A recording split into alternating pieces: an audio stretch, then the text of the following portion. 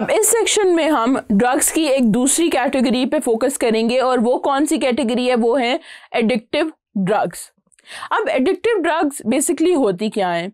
ये वो ड्रग्स हैं that the constant use of these drugs result in addiction towards these drugs. यानी अगर आप इन ड्रग्स को कॉन्स्टेंटली यूज़ किए जा रहे हैं तो आपकी बॉडी आदी हो जाएगी। They will keep you in a particular state of excitement और एक्सटेसी या हैप्पीनेस, या you'll feel good, you'll feel happy, you'll forget your problems, you'll forget your sadness. इन चीज़ों को ओवरकम करने के लिए लोग ऐसी ड्रग्स का इस्तेमाल करते हैं और वो एडिक्ट बन जाते हैं। कोई भी ऐसा पर्सन जो कि किसी ख़ास ड्रग पे डिपेंडेंट है अपने नॉर्मल फंक्शनिंग के लिए भी, वो पर्सन एडिक्ट है। और कोई भी ऐसी चीज़ जो लोगों को अपने ऊपर डिपेंडेंट बना देती हो, वो एक एडिक्टिव ड्रग है। अब एडिक्टिव ड्रग्स में डिफरेंट कैटेगरीज हैं, डिफरेंट टाइप्स की ड्रग्स हैं। अब ज़रूरी नहीं है कि ये जितनी भी ड्रग्स हैं ये सारी की सारी बुरी ही हों। ये जो ड्रग्स हैं ये अगर सही तरीके से, नॉर्मल तरीके से, जिस तरह से डॉक्टर्स प्रिस्क्राइब करते हैं उस तरह से यूज़ की जाएं तो इनका कोई नुकसान नहीं है। ये बहुत लिमिटेड उसमें उनका नुकसान है विच इज़ नेग्लिजिबल। लेकिन होता ये है कि लोग नॉर्मल ड्रग्स को भी, मेडिसिनल ड्रग्स को भी अब्यूज़ करते हैं। वो अब्यूज़ जो है वो एडिक्शन में रिज़ल्ट होता है। अब जो कैटेगरीज हैं एडिक्टिव ड्रग्स की, उसमें से सबसे पहले आ जाते हैं सेडेटिव्स। हमने पहले भी पढ़ा कि सेडेटिव्स जो हैं वो ऐसी ड्रग्स हैं जो आपको नींद आप पे तारी कर देती हैं। तो आप क्या, आप पुरसुकून हो जाते हो, आपकी जो सेंसेस हैं वो नम हो जाती हैं, आपको नींद आ जाती है, आप एक सुकून की कैफियत में होते हो। तो इन ड्रग्स को अब्यूज़ किया जाता है। अब सेडेटिव्स जो हैं ये काम कैसे करते हैं? Basically what they do is कि these drugs interact with central nervous system to depress its activities। जब हमारा सेंट्रल नर्वस सिस्टम जो है वो अपनी एक्टिविटीज़ को स्लो कर देगा तो हम काम डाउन हो जाएंगे, हमारे बॉडी फंक्शन सारे के सारे स्लो हो जाएंगे। अब सेडेटिव ड्रग्स जो हैं वो क्या करते हैं, आपके ऊपर डिजीनेस तारी कर देते हैं, लिथार्जी, आपको लगता है कि बस अब सब कुछ ख़त्म है, मैं थक गया हूँ and I need to sleep. और आपके जो ब्रेन फंक्शन है उसको स्लो कर देते हैं। और अगर ये कॉन्स्टेंटली यूज़ किए जाएं तो these sedatives can even cause depression. दूसरी जो कैटेगरी है एडिक्टिव ड्रग्स की, दैट इज़ नारकोटिक्स। अब नारकोटिक्स जो हैं these are strong pain killers. Strong pain killers का ये मतलब है कि ये बहुत ही सिवियर केसेस में दिए जाते हैं, सर्जरीज़ के टाइम पे दिए जाते हैं ताकि उस बंदे को जब फ़ौरन से वो सर्जरी के बाद जागे तो उसको दर्द ना हो। बहुत सिवियर किस्म के जब इंजरीज़ हो जाती हैं, उन इंजरीज़ के लिए सर्जरीज़ परफॉर्म की जाती हैं। उसके बाद for a particular period of time ये जो नारकोटिक्स हैं उस बंदे को दिए जाते हैं। अब मॉर्फिन और कोडीन जो हैं ये बहुत दो मेजर एग्जांपल्स हैं नारकोटिक्स की।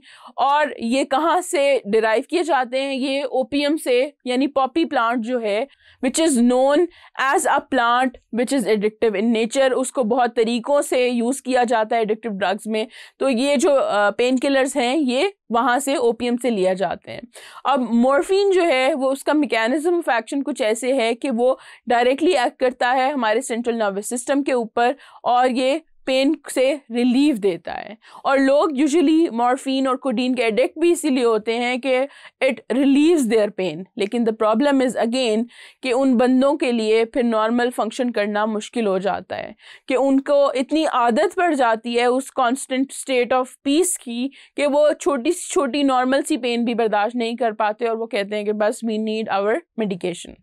अब जो नारकोटिक्स हैं वो अकेली नहीं दी जाती, वो यूजुअली इस तरह से प्रेस्क्राइब की जाती हैं कि लेस पोटेंट जो पेन किलर्स हैं, हम एस्पिरिन, पैरासीटामोल, जो कॉमन पेन किलर्स हैं उनके साथ ये कॉम्बिनेशन में दी जाती हैं कि कुछ काम वो कॉमन पेन किलर्स कर दें और कुछ जो स्ट्रेंथ चाहिए पेन रिलीफ की वो हमें ये स्ट्रॉन्ग वाले पेन किलर्स दे दें। अब ये जो मेडिसिन्स हैं ये रिलीव करती हैं उन पेशेंट्स की पेन जो किसी क्रोनिक डिजीज़ में मुब्तला हैं, जैसे कैंसर के पेशेंट्स को दिए जाते हैं, they are in constant pain, तो उनको ये ड्रग्स जो हैं वो प्रिस्क्राइब की जाती हैं। उसके अलावा कोई भी ऐसी एक्यूट पेन जो ऑपरेशन और सर्जरीज, जैसे मैंने पहले भी बताया, उसके बाद होती है for a particular period of time, उस पेन रिलीफ के लिए वो दी जाती है। उसके अलावा जो मसला है इन ड्रग्स का वो वही है कि लोगों को जब ये ड्रग्स दी जाती हैं तो वो इससे अब्यूज़ करते हैं वो इसके आदी हो जाते हैं, एडिक्ट बन जाते हैं फॉर इट्स जो इसके एक्सटेटिक इफेक्ट्स हैं उनके लिए। अगली जो कैटेगरी है एडिक्टिव ड्रग्स की दैट इज़ हेलुसिनोजेंस। अब हेलुसिनोजेंस जो हैं वो क्या हैं? Hallucinogens are the drugs that cause changes in perception, thought, emotion and consciousness. Hallucinogens नाम से भी पता चल रहा है कि what they do is that they cause hallucinations. Hallucinations का मतलब ये है कि आपको वो चीज़ें नज़र आना शुरू हो जाएं जो जहाँ वहाँ पे एग्जिस्ट ही नहीं करती, यानी कि आपको अवहाम शुरू हो जाए, वहम शुरू हो जाए कि आपको कभी कभी तो बहुत खूबसूरत मनाजिर नज़र आ रहे हैं, आप नॉर्मली बैठे हुए हैं, you have taken a drug जो कि हेलुसिनोजन है, तो आपको दिन में भी ऐसा लगे कि आप you are at a beautiful place.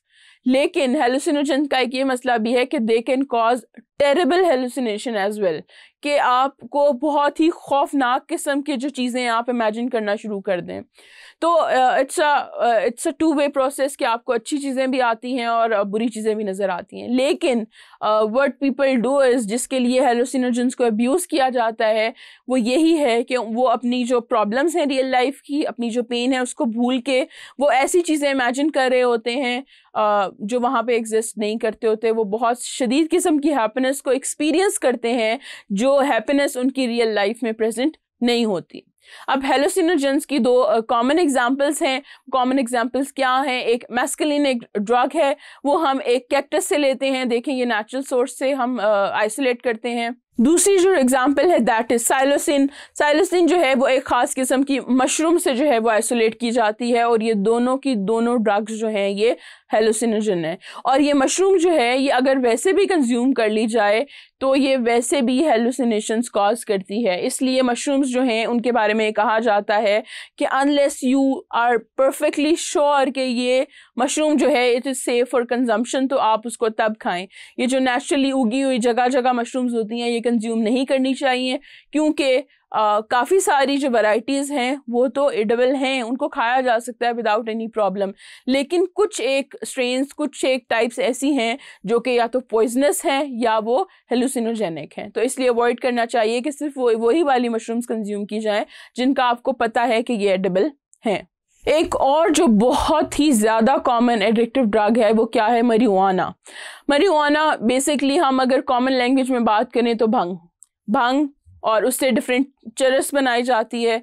ये हमारी सोसाइटी में बहुत कॉमनली यूज़ की जाती हैं ये चीज़ें, लेकिन एक्चुअली ये भी एक एडिक्शन है एक काइंड की। और ये क्या है? ये हेलुसिनोजन है। हेलुसिनोजन इसलिए है कि भंग के बाद भी लोग ऐसी ऐसी चीज़ें इमेजिन करते हैं और वो एक डिफरेंट स्टेट ऑफ माइंड में चले जाते हैं, एक डिफरेंट स्टेट ऑफ हैप्पीनेस होती है जो उन पर तारी हो जाती है, and they lose their senses. तो ये एक हेलुसिनोजन है। और ये ऑब्टेन कहाँ से होता है? कि ये फ्लावर, स्टेम और लीव्स से ख़ास किस्म के प्लांट से ऑब्टेन किया जाता है, और वो that is called marijuana plant. उसको हम कैनबिस सैटिवा कहते हैं और कैनबिस इंडिका भी है। ये दोनों जो स्ट्रेन्स हैं ये दोनों इस पर्पज़ के लिए यूज़ किए जाते हैं। और अगर हम लोकली पाकिस्तान की बात करें तो ये जो भंग है ये नॉर्मली एक कल्चर का पार्ट भी बन चुकी है। पाकिस्तान और इंडिया की बात करें तो एक कल्चर का पार्ट भी है कि ये नॉर्मली भी कंज्यूम की जाती है बहुत सी जगहों पे। तो but again it is a hallucinogen and it is highly addictive अगर ये लॉन्ग टाइम के लिए यूज़ की जा रही हो तो। अब जो marijuana है इसका मसला ये है कि इसकी जो स्मॉल डोजेज़ अगर ली जाएँ तो वो तो एक परफेक्टली एक फीलिंग क्रिएट करती हैं वेल बीइंग की, हैप्पीनेस की, जो 2-3 घंटे के लिए रहती है और फिर बंदा नॉर्मल वापस आ जाता है। लेकिन अगर ये कॉन्स्टेंटली यूज़ की जा रही है और हाई डोजेज़ में यूज़ की जा रही हो तो ये आपका जो नॉर्मल हार्ट रेट है उसको बढ़ा देती हैं, यानी आपके जो हार्ट है एक्सर्शन हो रही होती है फालतू की, वो मुस्तकिल ज़्यादा हो जाता है। दूसरा ये क्या करते हैं कि जो मेल हैं उनमें ये स्पर्म प्रोडक्शन को रिड्यूस करते हैं और क्वालिटी को डिक्रीज़ करते हैं। उसके अलावा जो शॉर्ट टर्म मेमोरी है किसी भी पर्सन की, ऐसा है कि जब किसी ने भंग पी हुई है और वो इसके ज़ेरे असर है इस ड्रग के, तो वो चीज़ें रिटेन नहीं कर सकता, तो ये आपकी शॉर्ट टर्म मेमोरी को भी इफ़ेक्ट कर रही होती है।